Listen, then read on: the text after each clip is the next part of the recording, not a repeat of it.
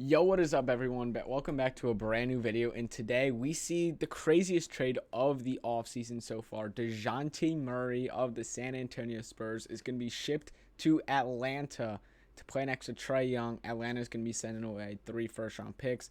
We don't know if there's going to be protections or not, as well as a pick swap. It came out about 2 weeks ago or so that Dejounte Murray was rumored in the trade market, and a lot of heads are being turned. We're like, why is Dejounte Murray in the trade market? Because he was just a first-time All-Star. He's only 24 years old. He's a really good up-and-coming defensive-minded guard that I think any team would like to have. And the Spurs are in this weird situation to where you have a guy that you could build around in Dejounte Murray. You're a young team. You're not really good enough to be in that play-in / playoff considerations. You had a top 10 pick. We just drafted Jeremy Sohan. Malachi Branham just got there. You saw Blake Wesley get drafted there. So you have a lot of young talent. Last year selecting Josh Primo. You got guys like Devin Vassell, who's going to be hidden free agency. We'll see what happens with him. But I really do like this team for the Spurs, but they're just young. And you would think they would take a few years. Dejounte Murray will be an all-star for the next couple of seasons, likely, or at least in that conversation, and everything will be good. Obviously, now, trading away Dejounte Murray, this kind of leaves a big question mark on their future, because I think, for me, that just really wipes out the Spurs' game plan. I think now, instead of trying to somewhat contend next year for that play-in spot, they might just be going full rebuild mode. Asking for the Drew Holiday-like package, getting 3 first-round picks, getting a pick swap from Atlanta really just open up the floodgates for the Victor Wembanyama sweepstakes next year in the draft. We'll see what happens. I think this changes a lot when it comes to free agency starting tomorrow in about 24 hours or so. We know Dejounte Murray now being in Atlanta is huge. I think this kind of moves the needle a little bit for Atlanta in the right direction. And they didn't give up John Collins. We'll see what still happens with him, because there's been so many rumors over the past just few seasons that John Collins wasn't happy. He wants to get money. The Hawks don't want to give him that money. But now that the Spurs aren't going to be trading for him, is John Collins safe now? Is Clint Capella safe? What happens? I think Atlanta's in for a huge offseason. Obviously, starting it off in the right direction, getting yourself Dejounte Murray, which is a great backcourt member for Trae Young. Trae Young is one of the worst defenders in the league when it comes to the point guard position, and just at any position, if we're being honest with you. And Dejounte Murray is one of the best in the NBA at that guard position. And adding another scorer, solidified 2-guard, in that backcourt is great for them. They've been starting Kevin Huerter, who I don't mind, but I would love seeing him coming off the bench. All you gave up was Gallinari, who I'm not opposed to, making this somewhat decent. I think he makes somewhere around $15-ish million a year in that general vicinity. But you're going to have Dejounte Murray long term. He's on a nice contract, which I think caps out at most at $20 million a year after his 3rd year. I believe it's somewhere in the realm of like a 3 for 53, somewhere in that range. So you got him on a good contract.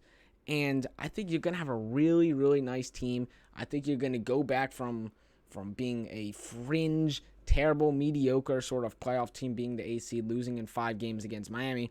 I think you're going to be right back in the position as you were in 2020. Try to go back for that Eastern Conference title. And I think you're built for it. You have a guy like Trae Young who just keeps getting better and better on offense. He's a great playmaker. And then you have Dejounte Murray, whose best ability is either playmaking or that on-ball defense. And I just really like this. I really, really like this for Atlanta.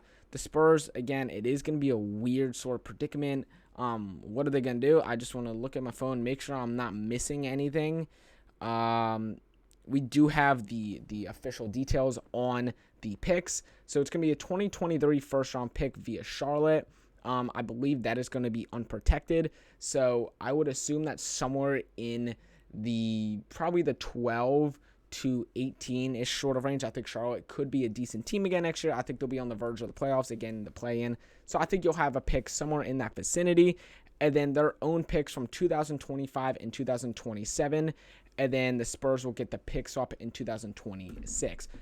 And then Gallinari. So I think right now for the Spurs, this is going to be a really weird step in their future. Who's going to get that starting position for them? We could see from day one. That's